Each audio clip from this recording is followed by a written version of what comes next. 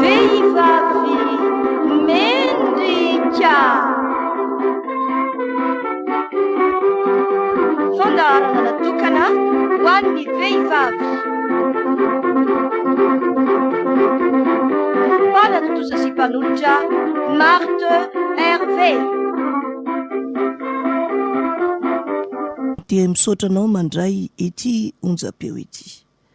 Andeha ho vakitsika rahavavy ny Salamo 4. Salamo 4. Ho vakitsika manontolo izany amin'ny anaran'i Jesoa. Raha miantso aho mamalia ary Andriamanitra ny fahamarinako. Raha tao akaterena dia no alalahanao toerana. Mamindrafo amindrokaino ny fivavako. Ry lehibe, mandra-poviana no ataonareo enatra ny voninahitro ary ho tia zava-poana ny sy amoron-dainga ianareo. Kanefa aoka ho fantatrareo fa efa navahan'i Jehovah ho azy ny tsara fanahy. Jehovah iaino raha miantso azy aho.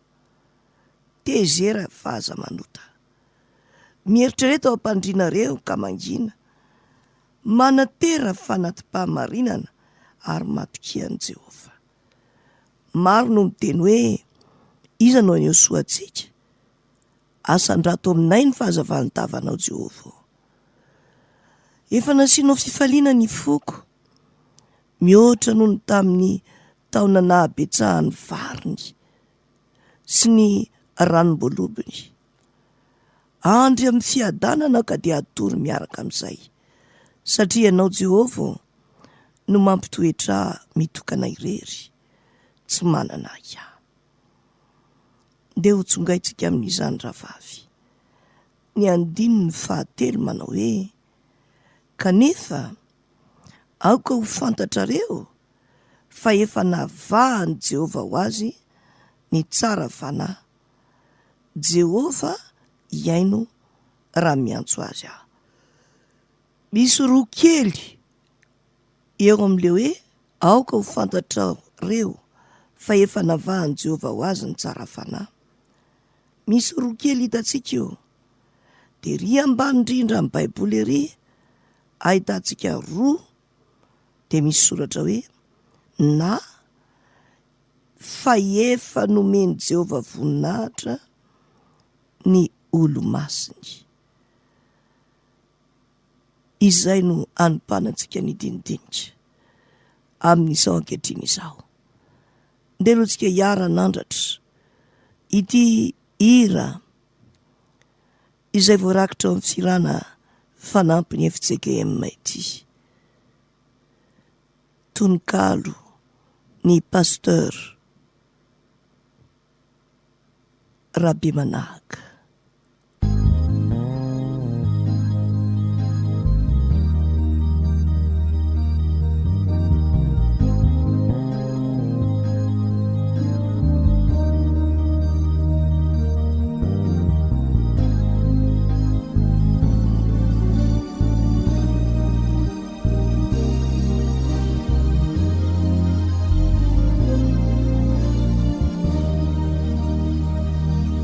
See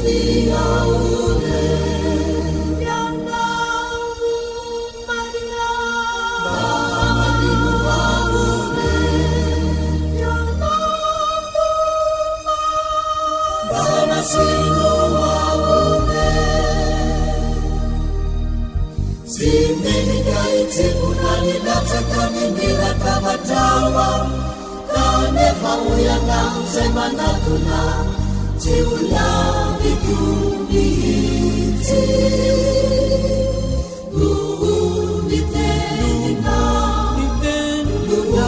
ny teninao esaiko ny masako ny manana ianao madiovia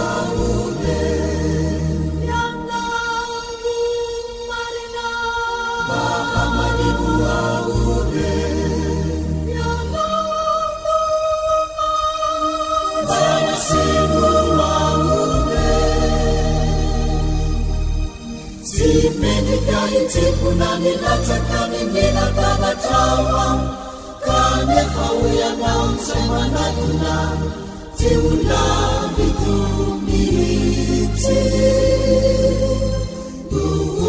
ny teninao esaiko ny masako ny manana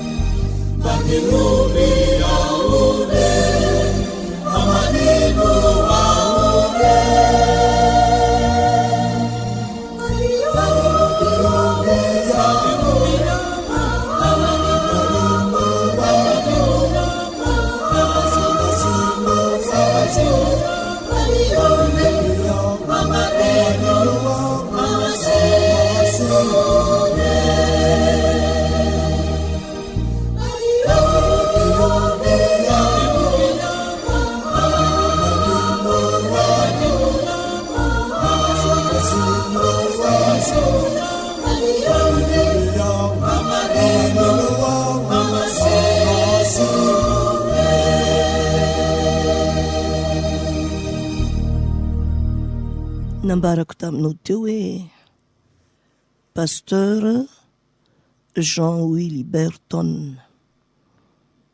rabe manahaka no nametrahany tompony zany tononkalo izany.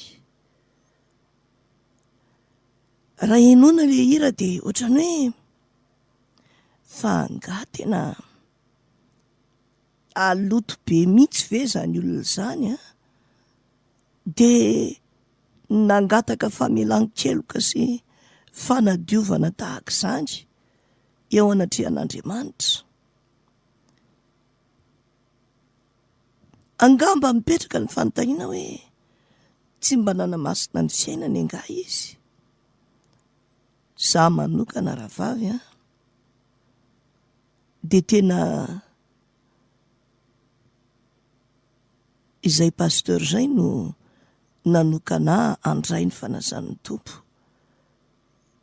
ary izy mihitsy ny mpitandrina anay fahiny.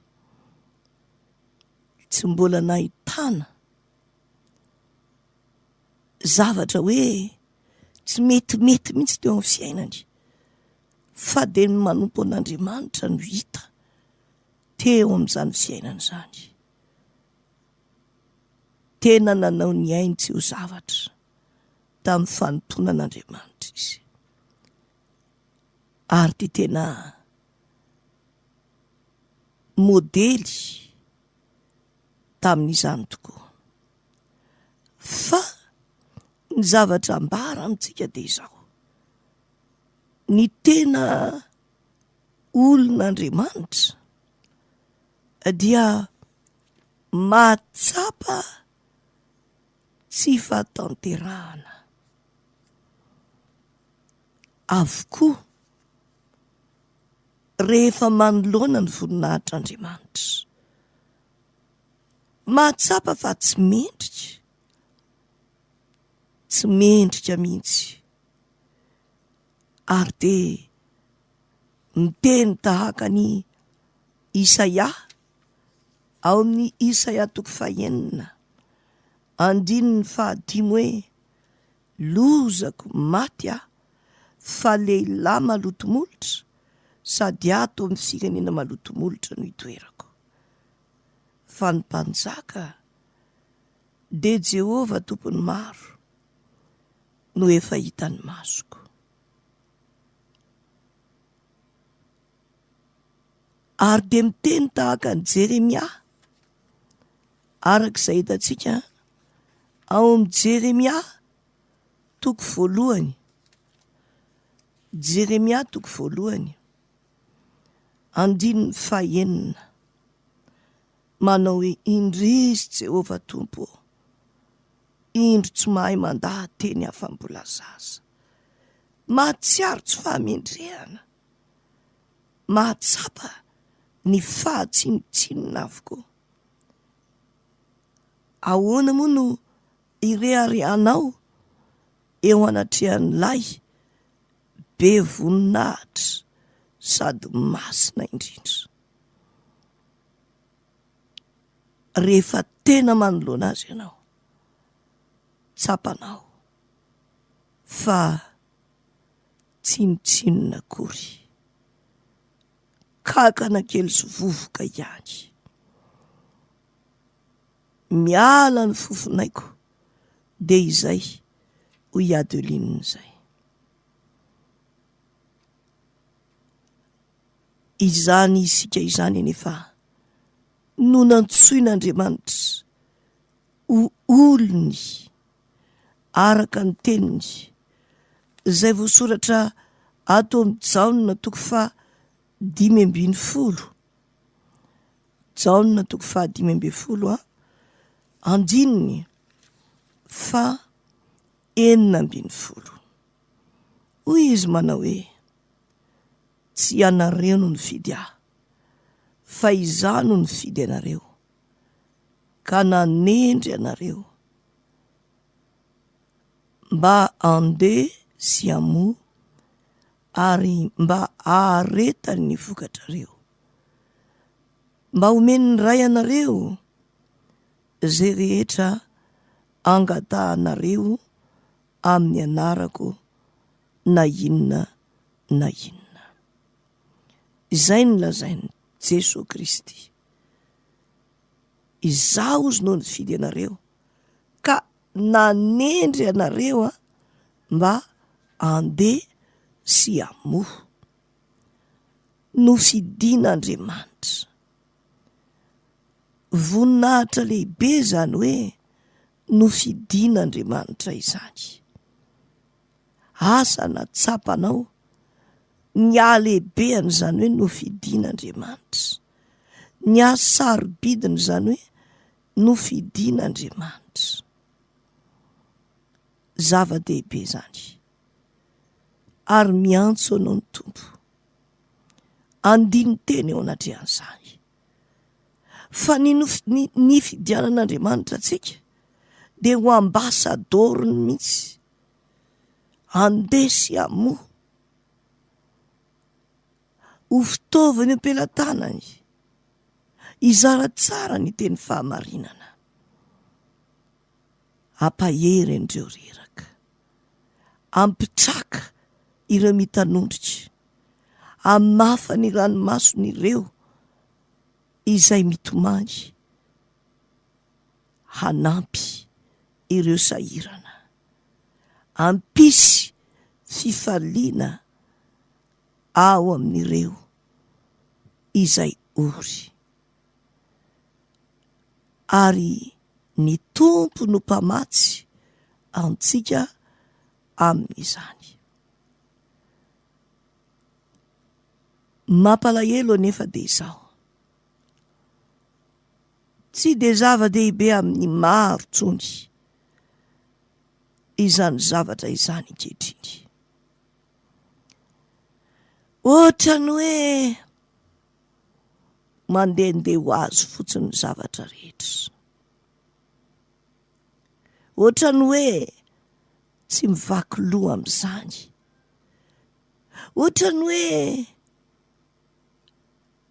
ohatrany io masoandro io tsisy misaotra an'Andriamanitra akory no io masoandro miposaka io, de tahaka izany ohatrany hoe normal fotsiny izany, de tsisy mieritreritra ny asarobidiny izany na ny lanjany izany, mission ampanaovan'Andriamanitra izany.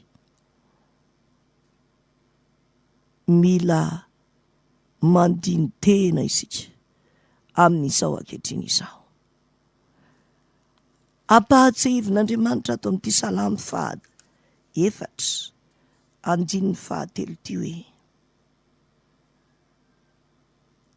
efa navahany Jehovah ho azy ny tsara fanahy. Mba tsara fanahy ve zasy ianao rahavavy? Mba tsara fanahy ve tsika? Inona moa zany hoe tsara fanahy? Move ny atao hoe tsara fanahy de hoe raha ohatra ny namako hitako fa mangalatra ao amin'ny toeram-piasana na manao ny tsy marina, de tsy miteniteny tsara fanahy. Raha ohatra hoe izy hoe raha toa mpianatra, de hoy le mpianatra miara-mianatra amiko hoe andeha hanao ditra vetivety fa mba ataovy présent aho, de manaiky de izay any tsara fanahy. Tsy rahavavy, tsy zany ny tsara fanahy eo anatrehan'Andriamanitra. Fa nilazainy, ary zay no namakiko taminao an'le soratra ery ambany, le hoe na efa nomeny Jehovah voninahitra ny olo masiny. Raha dinihana izany le ny tsara fanahy de midika hoe ny olo masiny, ny olo masiny, olo masin'Andriamanitra, olona voatokana ho an'Andriamanitra, omeny voninahitra. Raha olona voatokana ho an'Andriamanitra izany de tsy miray petsapetsa amin'ny faharatsiana noviana. Fa hoy ny teny eo amin'ny Timoty 1:5 manao hoe aza miombono tamin'ny sasany, tehirizo ho madio ny tenanao. Aza miombono amin'ny sasany, tehirizo madio ny tenanao. Zany hoe olona masina ho an'Andriamanitra izany de tena manokana ny tenany ho an'Andriamanitra. Zay ny dikany hoe olo masin'Andriamanitra, manokana ny tena ho an'Andriamanitra tanteraka. Inona ny dikan'izany hoe manokana ny tena ho an'Andriamanitra. Dikan'izany indray ve hoe mitokana isika de mipetraka any am-piangonana, de mijanona ao am-piangonana satria hoe manokana ny tena ho an'Andriamanitra. Tsy izany no hevitra izany, fa hoe eo amin'ny fiainantsika manontolo dia ny sitrapon'Andriamanitra no tanterahantsika. Ka miteny tahaka ny apôstôly Paoly isika hoe Kristy no antony ahavelomako, araka ny voasoratra ao amin'ny Filipianina 1:1-20.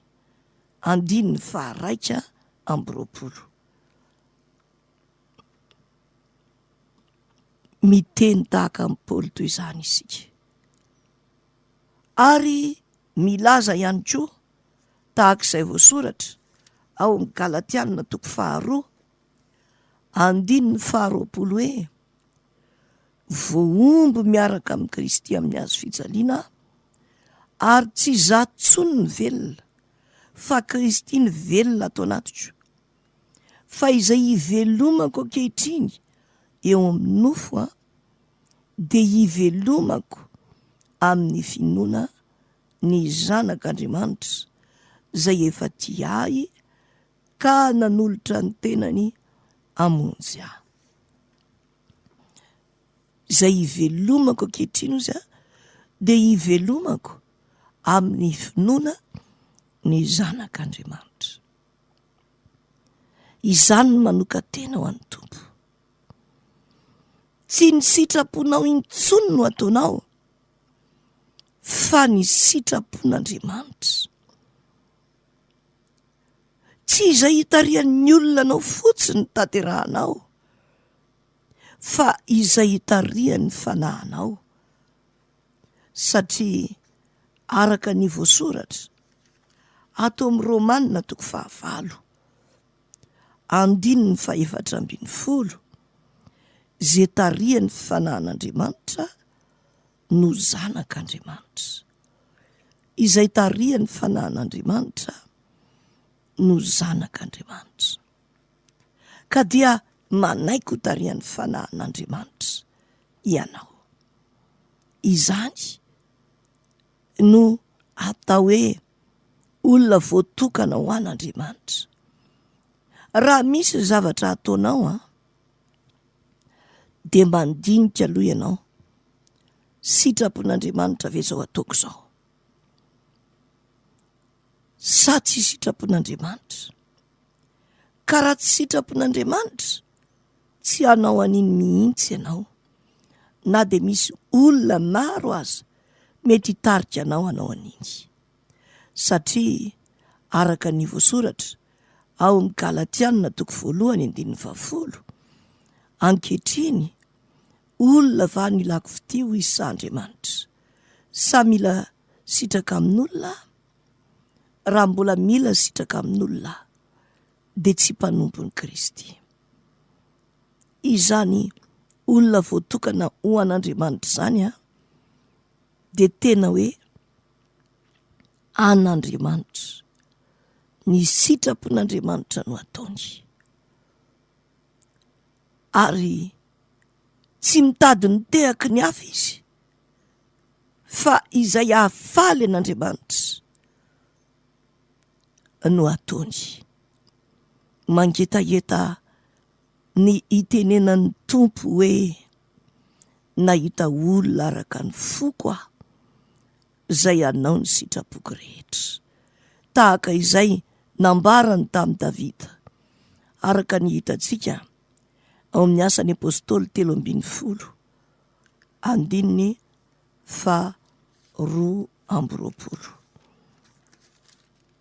Asan'ny Apôstôly 3:2. Zaho izy nahitany Davida zanak' Jese, lehilahy araka ny foko zay anao ny sitrapoko rehetra. Izany ny olona voatokana ho an'Andriamanitra, zany olona voatokana ho an'Andriamanitra zany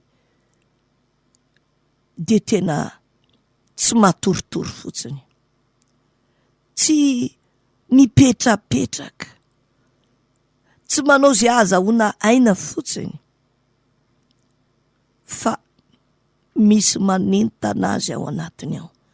De ilay fanahy masina izay nanisiana tomboka zay azy, misy manentana azy ao, mahatonga azy tsy tafapetraka andriandro fotsiny.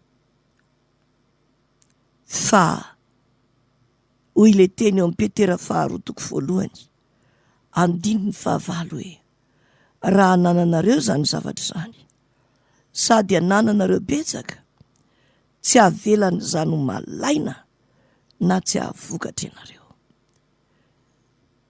Manana mpanolo-tsaina zany olona voatokana ho an'Andriamanitra zany. Ny mpanolo-tsainany dia Jesoa Kristy. Ilay efa voambara ao amin'ny Isaia 5:5 hoe fa zaza niteraka ho antsika, zazalahy no omenantsika, ary ny fanapahana dia otsorony, ary ny anarany atao hoe Mahagaga, Mpanolo-tsaina, Andriamanitra mahery, Rainy mandrakizay, Andrian'ny fiadanana. Zay no nambarany Tompo, Mpanolo-tsaina ny anarany. Ka izay nandray azy de nandray ilay mpanolo-tsaina. De araka ny voasoratra ao amin'ny Jaona 1:12 nomeny hery ho tonga zanak'Andriamanitra. Izany ny olona izay voatokana ho an'Andriamanitra. Ary ny tolo-tsaina avy amin'ny fanahy masina no raisiny. Misy mpanolo-tsaina hafa koa mantsy eto amin'ity tontolo misy antsika ity. De ny devoly manolo-tsaina anao mandrakariva izy mba ahatonga anao hiborioka anaraka ny faharatsiana. Fa ny olona voatokana ho an'Andriamanitra dia araka ny Hebreo 5:4 manana ny saina efa zatra nampiasaina tsara ka mahay manavaka ny tsara sy ny ratsy. Ary ny Tompo no henony, Jesoa Kristy no henony, araka ny tenin'i Jesoa ao amin'ny Jaona 10:7 hoe ny ondriko miaino ny feoko, ary za mahalala azy ary izy manaraka. Ny ondriko izy miaino ny feoko. Amin'izao vanim-potoana diavintsika izao dia betsaka ny fampianarana samihafa amin'ity resaka baiboly ity. Ny an'ny sasany moa atao fitediavam-bola le izy, ahazoana vola. Ny an'ny sasany ahazoana olona hivavaka any aminy. Betsaka ny antony anaovan'ny olona an'le izy. Ny zavatra lazaiko anao, mila mandinika isika ny aminy hoe tena ny Tompo tokoa ve no miteny ao anatin'izany? Tena fiasany eo am-pelatanan'Andriamanitra ve io olona io? Sa tsia? Tena fiasany eo am-pelatanan'Andriamanitra ve sa tsia? Ny tena fiasany eo am-pelatanan'Andriamanitra tsy hoe satria izy nitsangana tamin'ny maty, na hoe satria izy nahazo soabe tamin'Andriamanitra, na nisehon'ny Tompo tahak'izao sy tahak'izao. fa izao hoy ny tenin'i Jesosy Mateo 7:1-2 hatramin'ny 7 manao hoe tsy izay rehetra manao amiko hoe tompoko no hiditra amin'ny fanjakany lanitra, fa izay manao ny sitrapon'ny raiko izay any an-danitra. Maro no nao amiko amin'izany andro izany hoe tompoko, tsy efa naminany tamin'ny anaranao va izahay, ary tsy efa namoaka demoni tamin'ny anaranao va izahay, ary tsy efa nanao asa lehibe maro tamin'ny anaranao va izahay. Ary dia ambarako aminy marimarina hoe tsy mba fantatra akory ianareo hatr'izay. Miala amiko ianareo mpanao meloka. Hitantsika ao anatin'izay fa mety iseho ny hoe naminany tamin'ny anaran'i Jesosy, nitoro ny tenin'Andriamanitra. Mety iseho ny hoe namoaka demoni, tena nahavita fahagagana be mihitsy aza.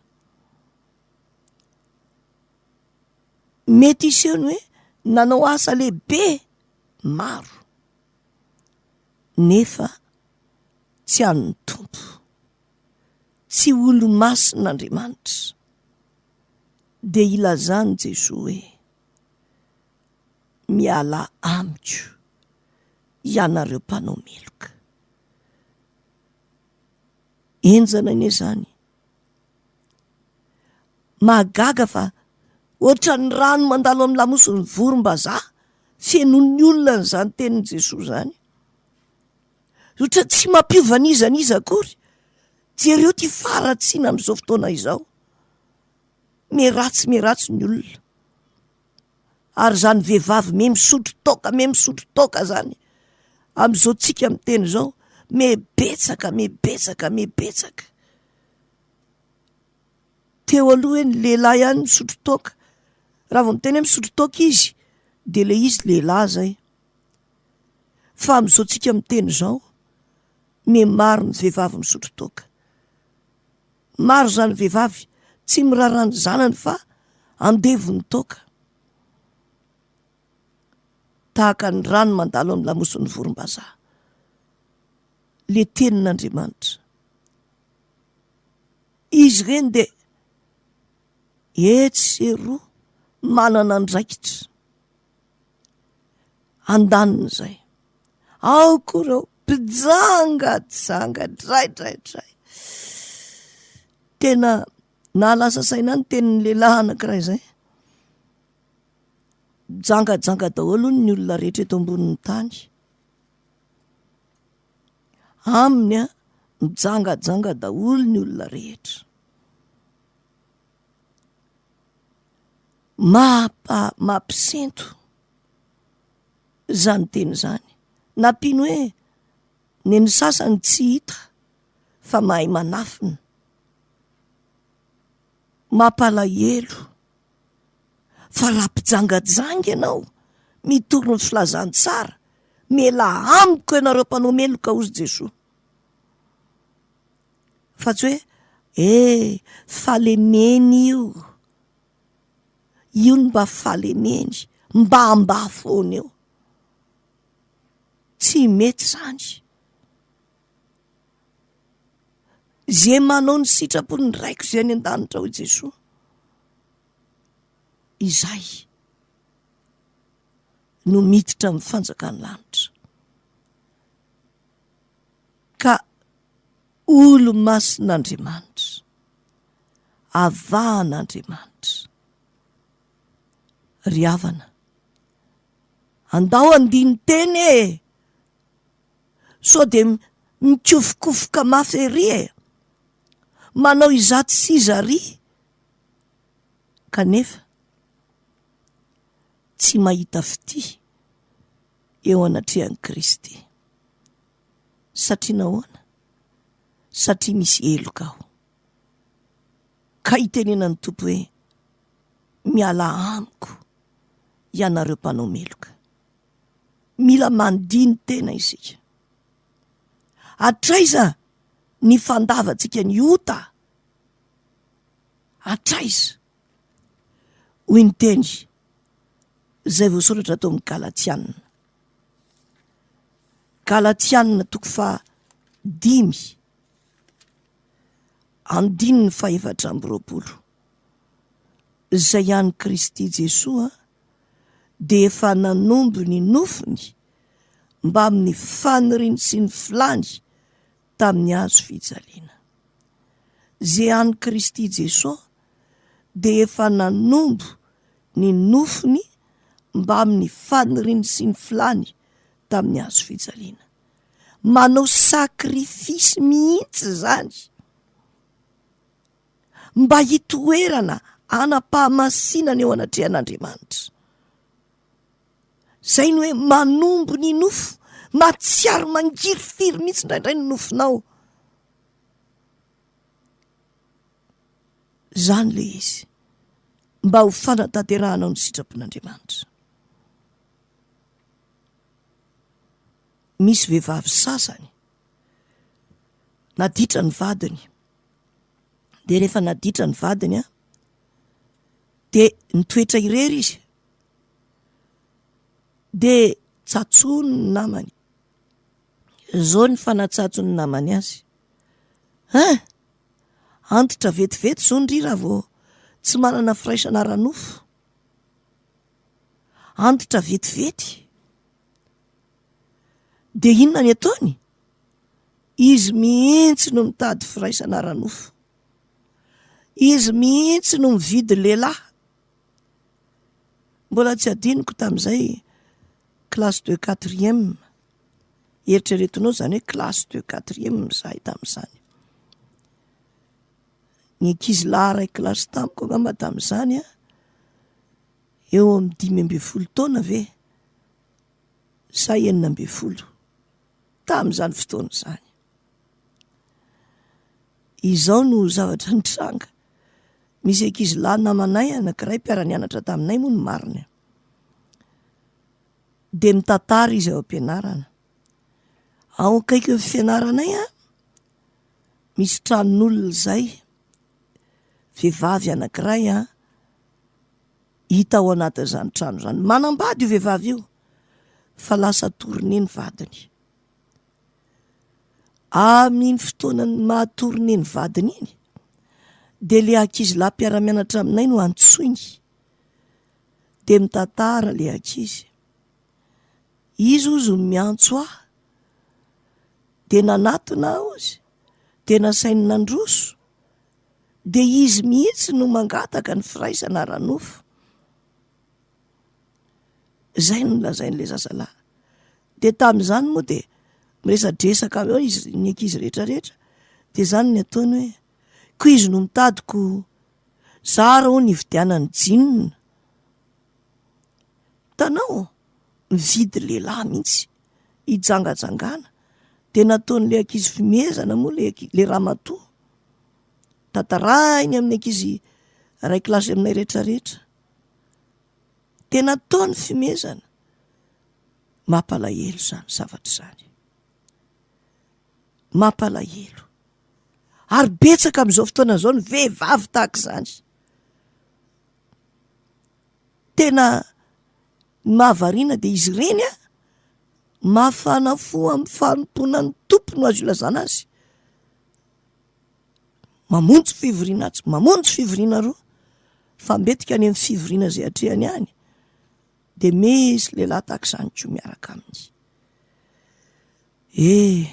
Tokony ho fantatsika fa mpanao meloka eo anatrehan'Andriamanitra ireny. Tsy mety zany. Ary te ilaza kely aminao mba mandiny tsara aloha eo amin'ny fiarahamonina vao miteny. Fa aza miteniteny foana. Ina moa ty lazaiko n'le hoe aza miteniteny foana? Le olona milaza hoe rehefa tsy isy firaisana ara-nofo le olona de miantitra. Ianao nga tsy mahita an'ireny zazavavy zay tsy manambady reny. Manana tombontsoa lehibe mihitsy ny vehivavy tsy manambady hoe mbola nijanona ho virgine ny sasany.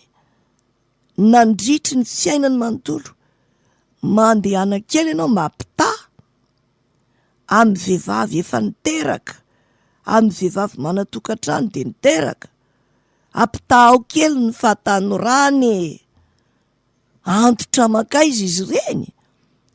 Tonga ianao de mahamarika hoe indraindray ohatra misy elanelana 20 taona, kanefa no izy mbola tsy nanambady, zany hoe tsy nisy firaisana ara-nofo mihitsy no nahavoatahiry azy ohatran'iny, navahany Jehovah ho azy. Reo le tsy manambady rehetra reo ange, navahany Jehovah ho azy, araka le teny ato amin'ny Koritianina. Koritianina 1:7 ony nijerentsika. Zao nivaky ny teny ato amin'ny 2:7. Zao nivaky ny teny amin'ny anaran'i Jesosy. Fa tiako tsy ho maro iny ianareo, izay tsy manambady de miany an'ny tompo mba hahafaly ny tompo, fa zay manambady kosa miany amin'izao fiainana zao mba hahafaly ny vavy. Ary tsy mitovy koa ny vehivavy manambady sy ny virjine. Vehivavy tsy manambady mitandrina ny an'ny tompo mba ho samy masina avokoa ny tenany sy ny fanahiny.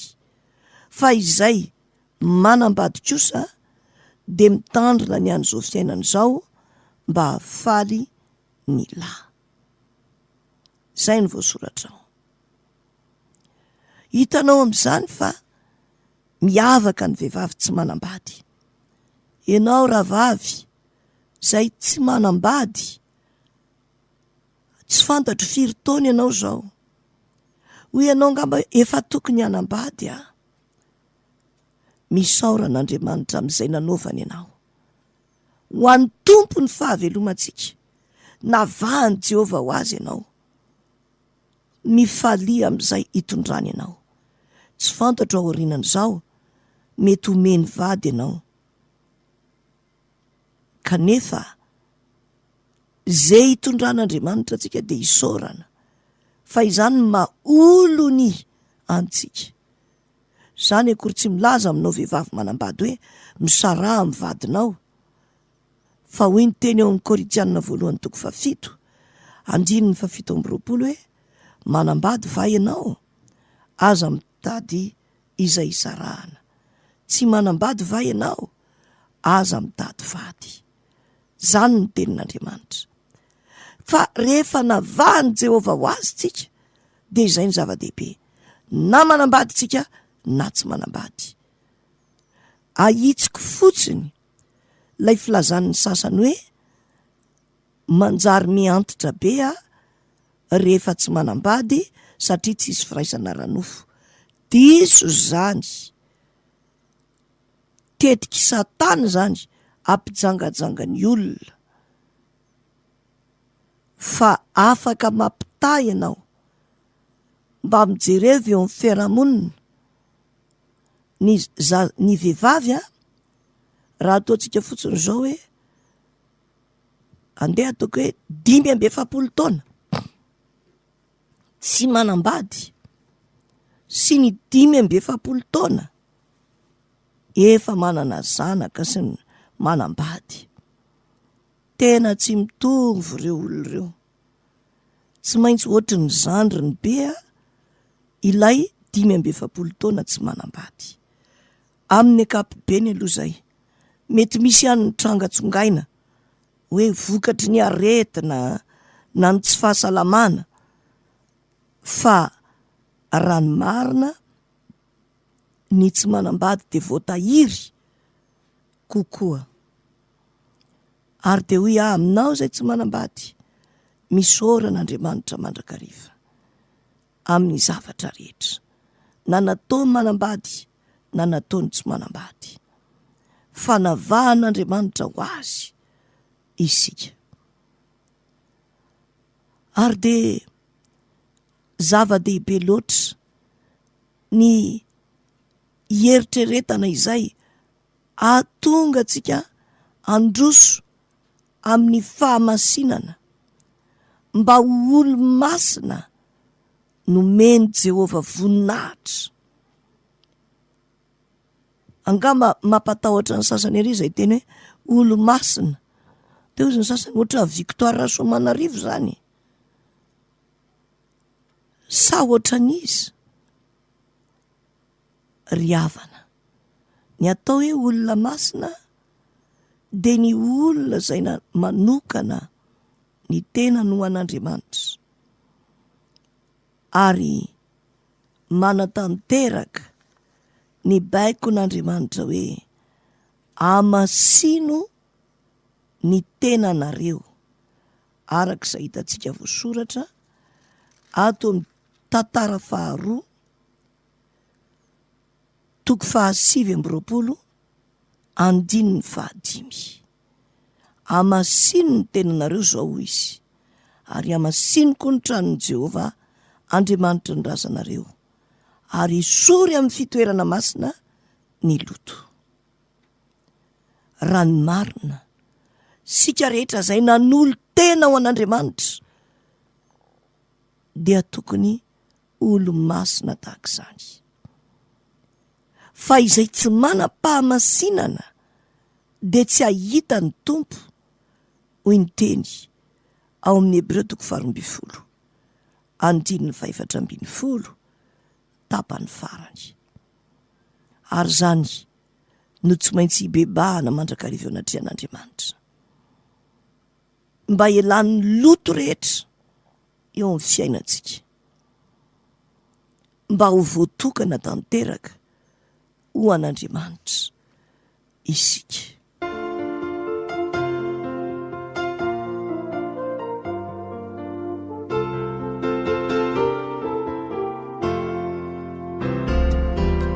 Efa voadinikao Andriamanitra, ny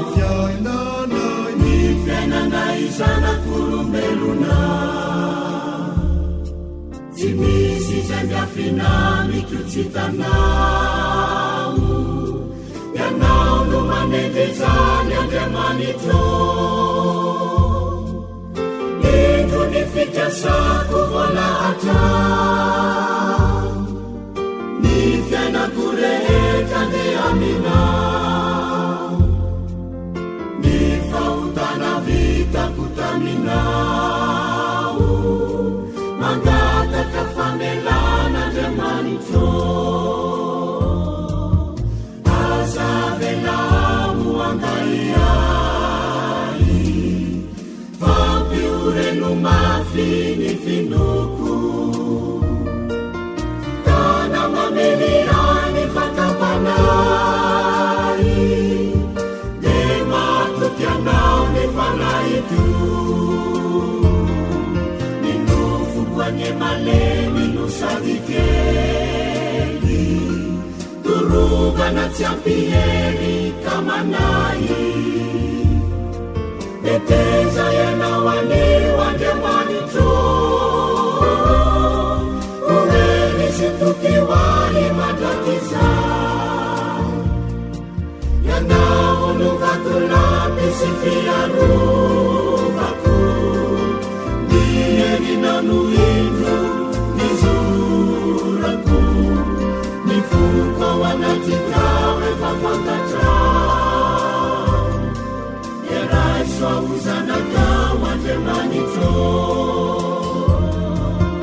Aza velao angaiai, fampioreno mafy ny finoko,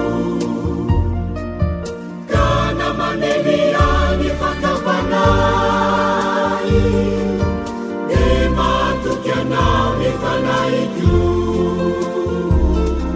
mindofo koanye malemy no sady kely, torovana tsy ampihery ka manay,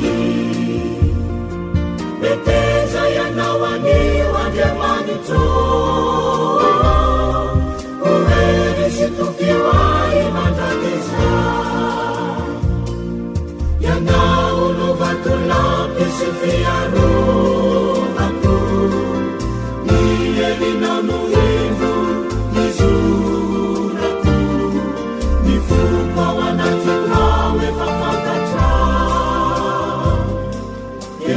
zanakao Andriamanitro efa voadinikao Andriamanitro ny fiainana izanak'olombelona tsy misy izany afina mitotsikanao ianao no manendry zany Andriamanitro ito ny fikasako voalahatra ny fiainako rehetra de aminao ny fahotana vitako taminao mangataka famelan'Andriamanitro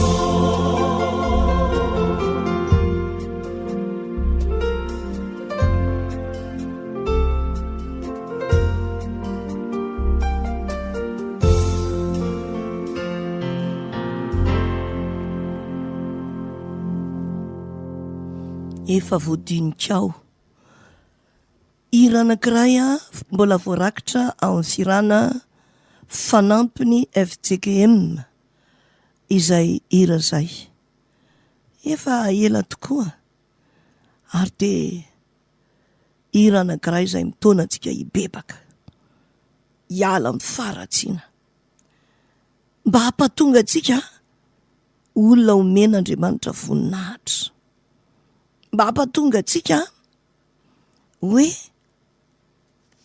hitanao le nlazainy ao amin'le salamo teo dao no verenantsika jerena kely salamo 4 izy teo de ny 9 hoe hoy izy hoe aoka ho fantatrareo fa efa navahan'i Jehovah ho azy ny tsara fanahy Jehovah hiaino raha miantso azy aho Jehovah hiaino raha miantso azy aho sambatra indrindra ny olona tahaka izany raha vavy malalako tena sambatra hoe raha vao miantso ny Jehovah ianao de mamaly ianao izy alay fisary an-tsaina anie zany olona hoe manana olana be izy tsy misy hosarangotina tena miteny mitaraina etsy mitaraina eroa mezan'ny olona fotsiny nahita olona ohatran'izay ahako miaino olana moa no atao de nahita vehivavy anankiray izay maty vady le ramatoa ary akoatrin'izay maty vady azy zay de nenjery izy ary vokatr'izay fiantsarana zay de tsy afany asa fa zany alaivinao sary an-tsaina ny fahoriny tsy misy hoe iza no amelona mananjanaka izy tsy misy hoe iza no amelona jeren'ny olona fotsiny mba mitaraina etsy de miteny fotsiny ny olona zay ko ary ao sahirana samy manana fahasairanany fa samy mizaka ny azy de avelany ao le olona nefa tena tsy afaka miasa mihitsy vokatry le izy ny enjera tena tsy afaka miasa alaivinao sary an-tsaina mangidy ane zany miresaka atsindray vao anatona fotsiny de fandosiran'ny olona ary ny sasany aroa de maneso hoe so de ifindran'ny fahoriny ao miatakata mangidy zany tena mangidy zany hoe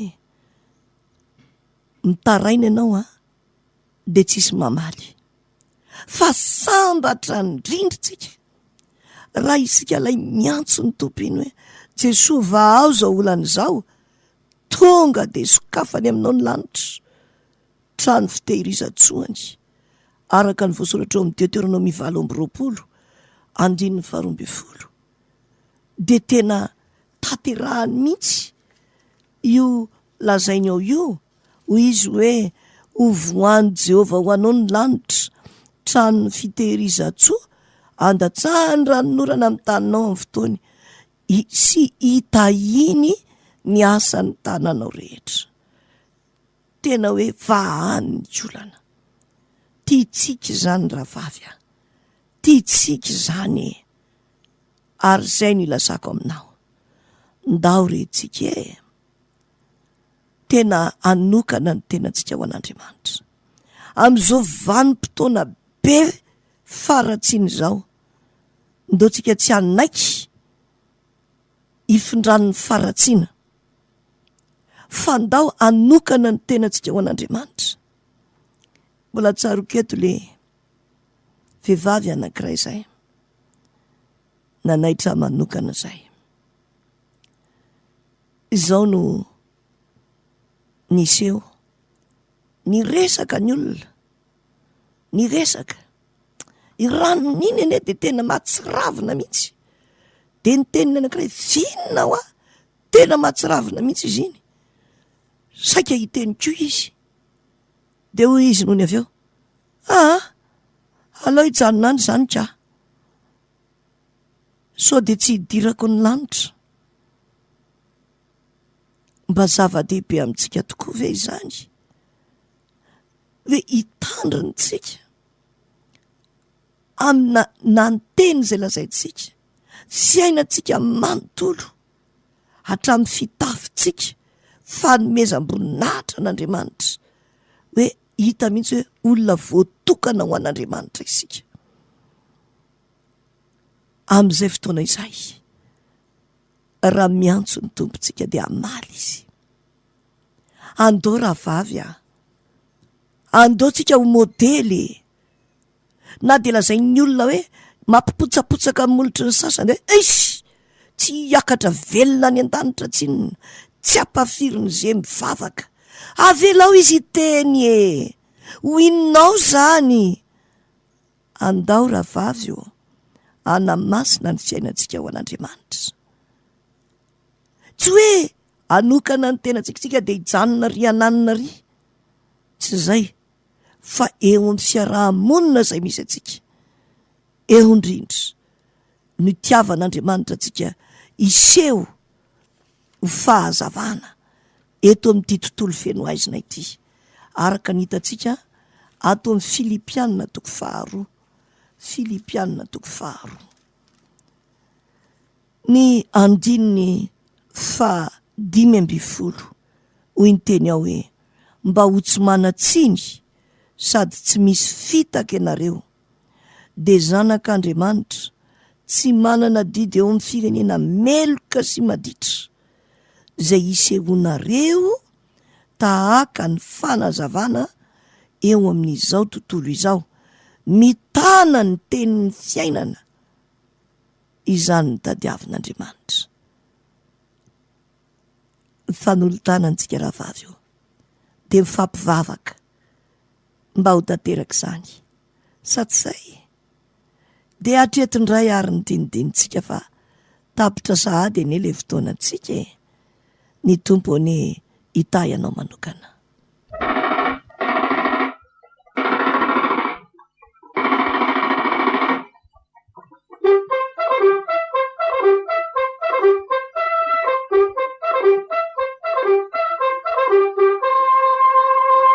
VEHIVAVY MENDRIKA.